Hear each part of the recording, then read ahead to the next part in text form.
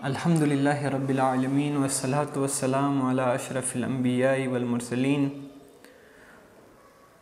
اعوذ باللہ من الشیطان الرجیم، بسم اللہ الرحمن الرحیم۔ یا ایھا الذین آمنوا کتب علیکم الصیام کما کتب علی الذین من قبلکم لعلکم تتقون۔ صدق اللہ العظیم۔ الحمدللہ، اللہ رب العزت کا فضل و کرم ہے، بڑا ہی احسان ہے کہ ایک بار پھر ہمیں اس مبارک مہینے کا چاند دکھا اور ہم اس مبارک مہینے میں حاضر ہیں۔ تمام حاضرین کو، تمام ناظرین کو السلام علیکم ورحمۃ اللہ وبرکاتہ۔ اللہ رب العزت ایمان والوں سے خطاب فرماتا ہے اور قرآن مجید میں ارشاد فرماتا ہے، یا ایھا الذین آمنوا کتب علیکم الصیام کما کتب علی الذین من قبلکم لعلکم تتقون، کہ اے ایمان والو، تم پر روزے فرض کیے گئے جیسے اگلوں پر فرض ہوئے تھے کہ کہیں تمہیں پرہیزگاری ملے۔ اللہ رب العزت کی شفقت دیکھیں کہ وہ ہم گناہگار، ہم لوگوں سے بات کر رہا ہے اور ہمیں ارشاد فرما رہا ہے کہ اے ایمان والو۔ یہ اللہ رب العزت کی شفقت ہے ہمارے لیے کہ وہ ہم سے خطاب فرما رہا ہے، ورنہ ہم اللہ رب العزت سے خطاب کرنے کے لائق کہاں، مگر اللہ ہمیں کہہ رہا ہے کہ اے ایمان والو، تم پر روزے فرض کیے گئے۔ اب اس آیت کریمہ میں چند چیزیں واضح ہوئی، جیسے کہ کتب علیکم الصیام، کہ تم پر روزے فرض کیے گئے، تو اس سے روزوں کی فرضیت کے بارے میں پتہ چلا۔ کما کتب علی الذین من قبلکم، جیسے اگلوں پر فرض ہوئے تھے، اس سے یہ پتہ چلا کہ روزے الگ الگ مختلف انداز میں، مختلف وقت میں پہلے نبیوں کی امت پر بھی فرض کیے گئے تھے۔ یہ دو چیزیں پتہ چلی، جس سے اور روزے رکھنے سے حاصل کیا ہوتا ہے، انسان پرہیزگار ہوتا ہے، تقوی حاصل کرتا ہے، لعلکم تتقون، تاکہ تمہیں پرہیزگاری ملے۔ تو روزے ایک بڑی عظیم ترین عبادت ہے۔ ایک تو روزے فرض ہے، دوسرے روزے قدیم ہیں، اور جب اللہ رب العزت نے روزوں کے لیے کوئی مہینہ انتخاب کیا تو وہ یہ مبارک مہینہ رمضان کا مہینہ ہے۔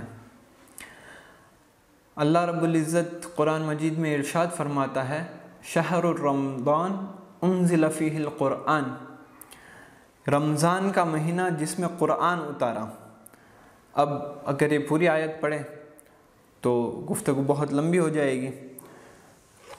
شہر رمضان، اللہ رب العزت رمضان کے مہینے کے متعلق ارشاد فرماتا ہے، انزل فیہ القرآن۔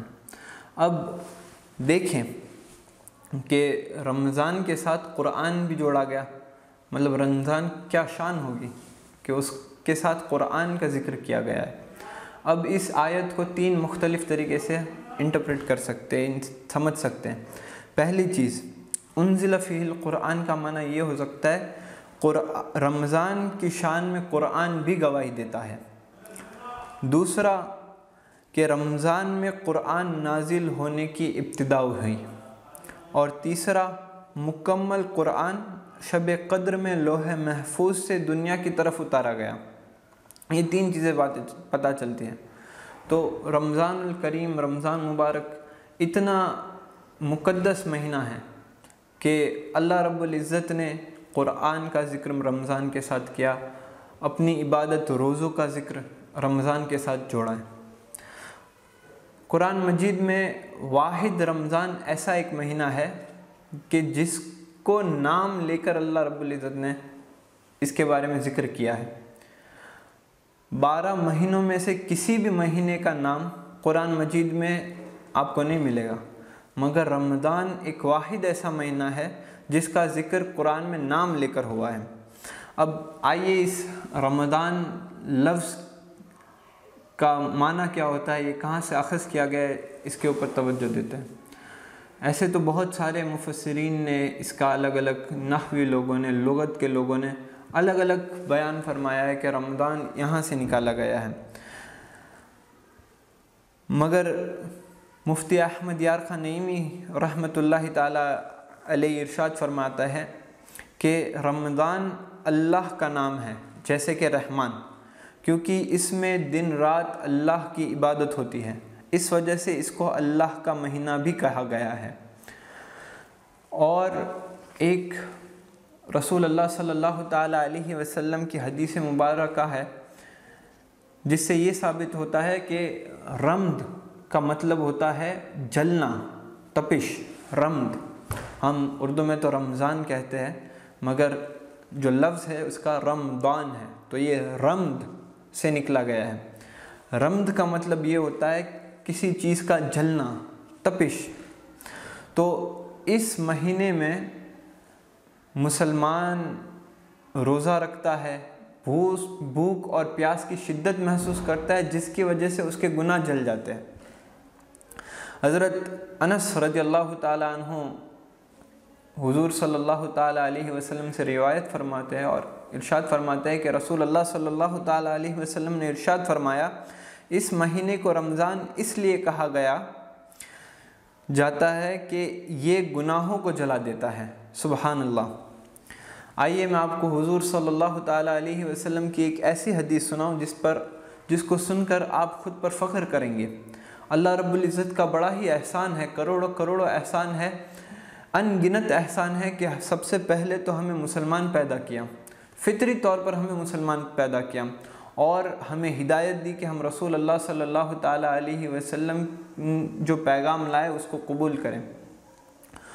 اور اللہ کا یہ فضل و کرم ہے، ان گنت احسانوں میں سے یہ ایک عظیم احسان یہ ہے کہ اللہ رب العزت نے ہمیں رسول اللہ صلی اللہ تعالیٰ علیہ وسلم کی امت میں پیدا کیا۔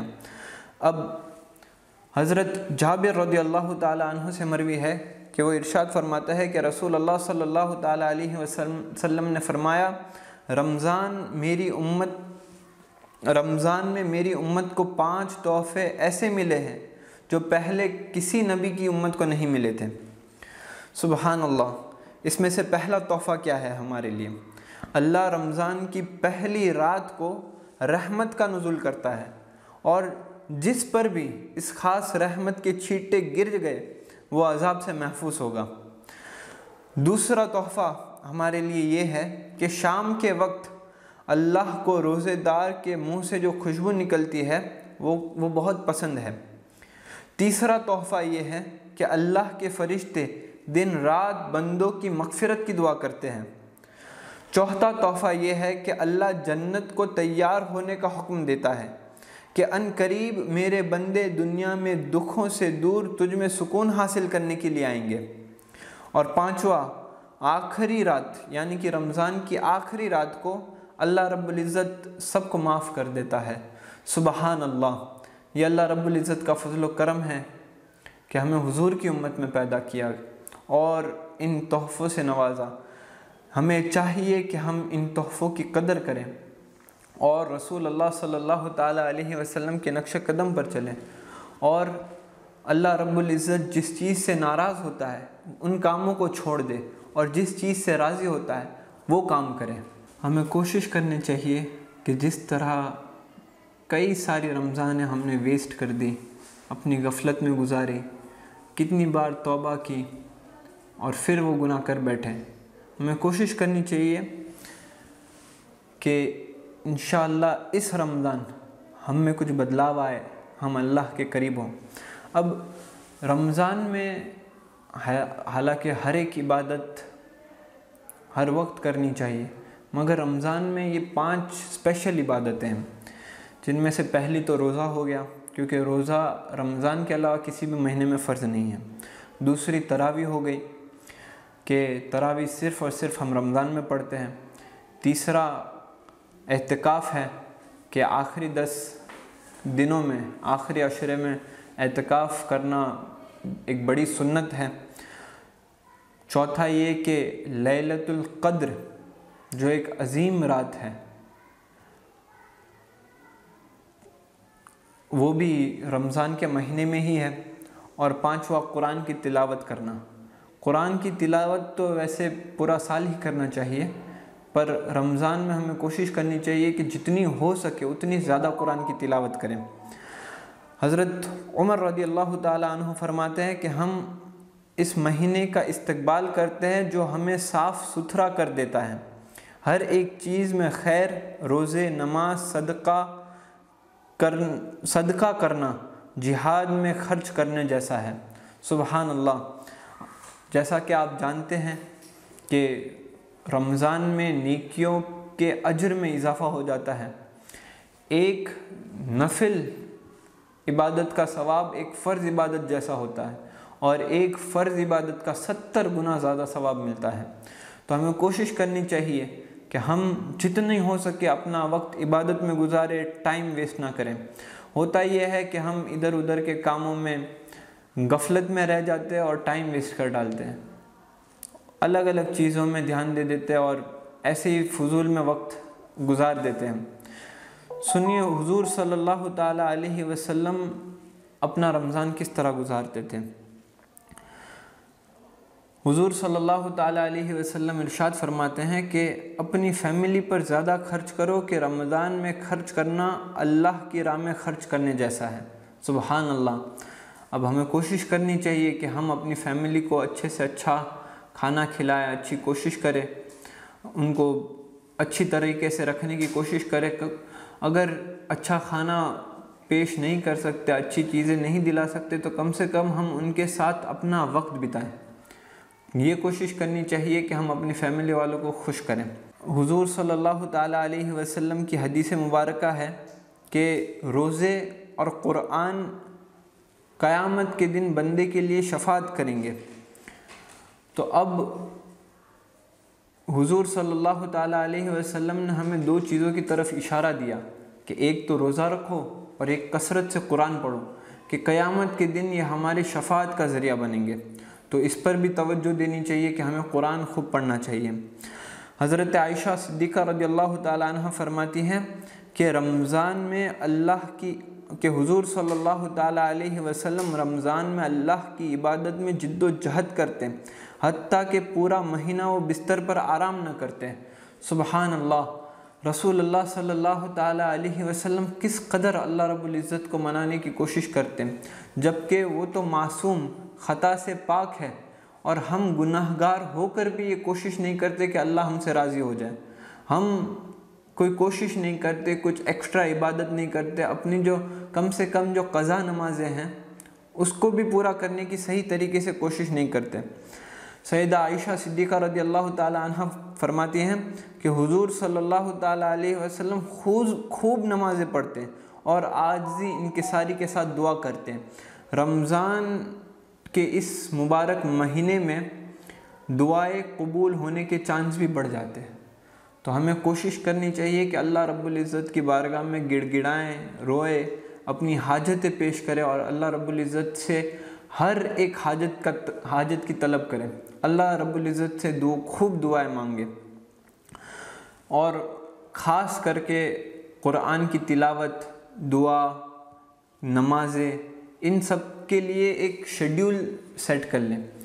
جیسے کہ روزمرہ کی زندگی میں چاہے کوئی آفس والا ہو، چاہے کوئی جاب والا ہو، اسکول کے بچے ہو، کالج کے بچے ہوں، وہ ایک خاکہ تیار کریں، ایک شیڈیول تیار کریں کہ میں صبح اتنے بجے اٹھتا ہوں، اتنے بجے سے اتنے بجے تک میرا کام ہے، میری پڑھائی ہے، پھر اتنا وقت مجھے فری ملتا ہے، پھر یہاں سے پھر میں بزی ہو جاتا ہوں، پھر اتنا وقت فری ملتا ہے۔ تو کوشش یہ کی جائے کہ وہ جو خالی وقت ہے ہم اس کو کوئی صحیح طریقے سے استعمال کریں۔ جو ضروری چیزیں ہیں، آرام ہے، انسان کی زندگی میں محنت مشقت کرنے کے بعد انسان کو آرام لینا ہوتا ہے، اس کو سیپریٹ کر لیں۔ پر جو فری ٹائم ہے، جو ہم ایسے ہی موبائل میں تفریح میں گزار دیتے ہیں، ہمیں کوشش کرنی چاہیے کہ اس فری ٹائم میں، جیسے کہ کہیں آدھا گھنٹہ مل گیا، 1 گھنٹہ مل گیا، تو ہم فکس کر لیں کہ یہ آدھے گھنٹے میں مجھے قرآن کی تلاوت کرنی ہے، یہ آدھے گھنٹے میں مجھے قضا نمازیں پڑھنی ہے، یہ آدھے گھنٹے میں درود شریف کا ورد کرنا ہے، دعائیں مانگنی ہیں۔ تو اس سے ہوگا یہ کہ آپ بہت ٹائم ویسٹ کرنے سے بھی بچ جائیں گے، اور ساتھ ساتھ آپ کو عبادت کا ثواب بھی ملتا رہے گا، اور رمضان صحیح طریقے سے استعمال بھی ہوگا۔ جو لوگ جاب کرتے ہیں ان لوگوں کو کوشش کرنی چاہیے کہ وہ اپنے جو اونر ہوتے، باس ہوتے ہیں، یا تو جو بھی ان کے مینیجر ہوتے ہیں، ان سے ریکویسٹ کرے کہ کم سے کم مجھے نماز پڑھنے کے لیے بعد جماعت جانے دیجیے۔ یہ کوشش کرنی چاہیے، یہ ریکویسٹ کرنی چاہیے۔ امید ہے کہ وہ شخص مان جائے گا کہ رمضان کا مہینہ ہے، مقدس مہینہ ہے، تو وہ انشاءاللہ آپ کو جانے دے گا۔ پر آپ کوشش کرنی چاہیے، آپ کوشش کریں، انشاءاللہ پھر اللہ آپ کو اس کا اجر دے گا۔ اور اگر کوئی وقت کی پابندی ہے کہ اس وقت سے اس وقت رہنا ضروری ہے، اس کا وہ جو جاب کرتے وہ آپ اس جاب کا جو کام ہے وہ آپ پہ کرنا فرض ہے، وہ ضروری ہے، تو اس وقت میں آپ اگر کوئی مینٹلی کوئی کام ہے یا کوئی فزیکلی کام ہے، اگر فزیکل کام ہے تو زبان پہ ذکر و اذکار کرتے رہیں، الحمدللہ، سبحان اللہ، اللہ اکبر کی تسبیح کرتے رہیں، درود شریف پڑھتے رہیں۔ اگر کوئی ایسا کام ہے جس میں باتیں گفتگو کرنی ہوتی ہے تو ایک وقت نکال لے، جیسا کہ پہلے بات ہوئی کہ کچھ نہ کچھ کرتے رہیں، ٹائم ویسٹ نہ کریں۔ حضرت عمر رضی اللہ تعالیٰ عنہ روایت کرتے ہیں کہ حضور صلی اللہ تعالیٰ علیہ وسلم نے ارشاد فرمایا، جو اللہ کو رمضان میں یاد کرے گا وہ بخشا جائے گا۔ سبحان اللہ! یہ کتنی مختصر طور پر ہمارے کریم نبی نے ہمیں یہ بات سمجھا دی کہ اللہ کا ذکر کرنا یہ ہمارے بخشش کا سبب بھی ہو سکتا ہے۔ تو جیسا کہ پہلے میں نے کہا، آپ کوشش کریں کچھ نہ کچھ اپنی زبان پر تسبیح، تحلیل، سبحان اللہ، الحمدللہ پڑھتے رہیں۔ حضرت امام غزالی رحمۃ اللہ تعالی علیہ کی نصیحت ہمارے لیے یہ ہے کہ روزے دار کے لیے سنت یہ ہے کہ وہ کم سوئے اور جاگے اور پیاس اور بھوک کو محسوس کریں۔ اب ہوتا یہ ہے کہ اکثر وقت ہم سونے میں نکال دیتے ہیں، جس کی وجہ سے ہمارا آدھا دن اسی طرح نکل جاتا ہے کہ ہمیں بھوک اور پیاس کی شدت محسوس ہی نہیں ہوتی جب ہم افطار کرتے ہیں۔ حالانکہ مقصد یہ تھا کہ ہمیں پتہ چلے کہ بھوک کیا ہے، پیاس کیا ہے، تاکہ اللہ رب العزت کی بارگاہ میں ہمارے روزے قبول ہوتے ہیں۔ تو کوشش کریں کہ آپ جو روز مرہ کے کام ہیں اس کو صحیح طریقے سے کریں، سوئے کم، اٹھیں، کچھ پڑھیں، کچھ کام کریں۔ اب روزے کے 3 لیول ہیں۔ ایک جو عام ہے، ایک عام آدمی کا روزہ، یعنی کہ وہ کھانے پینے اور ہم بستری سے بچتا ہے، یہ ایک عام آدمی کا روزہ ہے۔ ایک متقی آدمی کا روزہ یہ ہے کہ وہ کھانا پینا، ہم بستری اور تمام چھوٹے بڑے گناہوں سے بچیں، یہ ایک متقی کا روزہ ہے۔ تو ہمیں کوشش کرنی چاہیے کہ ہم ان متقیوں کی جماعت میں شامل ہو جائیں کہ آپ کھانے پینے اور ہم بستری سے تو بچتے ہی ہیں، تو کیوں نہ غیبت، جھوٹ، چغلی، ایسے حرام کاموں سے بھی بچیں۔ کھانا پینا یہ سب جائز چیزیں ہیں، اور اللہ رب العزت کے فرمان کے مطابق، اللہ رب العزت نے جو ہمیں حکم دیا ہے اس کے مطابق ہم جائز چیزیں بھی اس کی رضا کے لیے چھوڑ دیتے ہیں، اس کی رضا کے لیے چھوڑ دیتے ہیں۔ تو ایسی چیزیں جس سے وہ ناراض ہوتا ہو، وہ کام کرنا اللہ رب العزت کو کتنا ناراض کرے گا اس پاک مہینے میں۔ تو ہمیں کوشش کرنی چاہیے کہ ہم ان متقیوں کی جماعت میں رہیں کہ کھانے پینے، ہم بستری اور تمام چھوٹے بڑے گناہوں سے بچیں۔ اب صوفیوں کا روزہ کیا ہے؟ یہ ایک تیسرے لیول کا روزہ ہے کہ وہ دنیا کی ہر عیش و آرام سے بچیں اور اللہ کی عبادت میں کھو جانا، یہ صوفیوں کا روزہ ہے۔ حضرت داتا گنج بخش علی حجویری رحمۃ اللہ تعالیٰ علیہ کشف المحجوب میں ارشاد فرماتے ہیں کہ حقیقی روزے یہ ہے کہ بندہ پیٹ کو کھانے پینے سے، آنکھ کو گندی چیزوں دیکھنے سے، کان کو غیبت سننے سے، زبان کو فالتو باتیں کرنے سے روکے،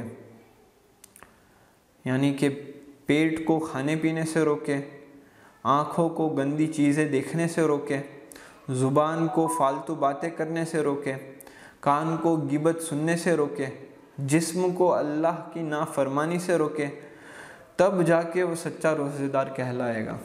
یہ حضرت داتا گنج بخش علی حجویری رحمۃ اللہ تعالیٰ میں کہتے ہیں کہ تمام اللہ کی نافرمانیوں سے بچے گا تب انسان حقیقی روزے دار کہا جائے گا۔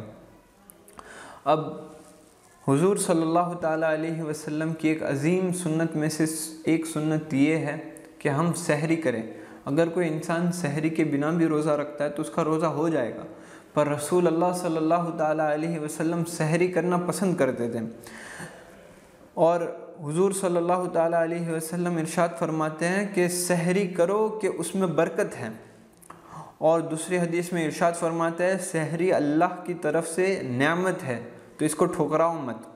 حضور صلی اللہ تعالیٰ علیہ وسلم سحری میں چند کھجوریں اور پانی سے ہی سحری کر لیا کرتے تھے۔ یہ ہمارے کریم نبی ہے صلی اللہ تعالیٰ علیہ وسلم کہ چند کھجور اور پانی سے سحری کر لیتے تھے، تو ہمیں بھی کوشش کرنی چاہیے کہ ہم اپنی سحری کو ایک دم عام رکھیں، ایک دم سادی سحری رکھیں، تاکہ ہمیں بھوک پیاس کی شدت بھی روزے کے آخر میں محسوس ہو۔ اور یہ ایک تجربے والی چیز ہے کہ اگر کوئی صرف کھجور اور پانی سے روزہ رکھتا ہے تو اس کو اتنی بھوک اور پیاس نہیں لگتی، ایک دم کم اس کو بھوک اور پیاس لگتی ہے۔ تو ایسا نہیں ہے کہ اگر کوئی انسان 3-4 کھجوریں کھا کر اور پانی سے ہی روزہ رکھ لے گا تو اس کو بہت بھوک لگے گی یا تو دن گزار نہیں سکے گا۔ ہاں، اگر کوئی فزیکل لیبر ہے کہ بہت کام کرنا پڑتا ہو تو وہ اپنی ضرورت کے مطابق سحری کھائے۔ اور میرے دماغ میں یہ بات آئی کہ سحری کھانا انشاءاللہ قیامت کے دن جو سحری میں کھایا جائے گا اس کا سوال جواب بھی نہیں ہوگا کہ کتنا کھایا، کیوں کھایا، فضول تو نہیں کھایا۔ تو یہ ایک بڑی نعمت ہے اللہ رب العزت کی طرف سے ہمارے لیے، تو ہمیں اس کو استعمال کرنی چاہیے اور ضرور سحری کرنی چاہیے۔